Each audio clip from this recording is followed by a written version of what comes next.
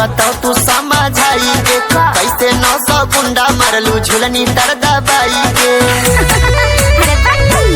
है एगो बात तनी बताओ तू समझाई के कैसे 900 गुंडा मारलू झुलनी तर दबाई के राजे आज झुलनी के जय तू बताई के राजे आज झुलनी के जय तू बताई के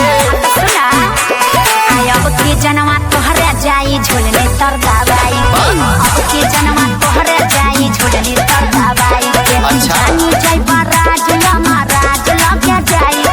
जानी जय बराज महाराज लगे जाई के अब के जनवा तोहरे जाई झुलनी तर दबाई।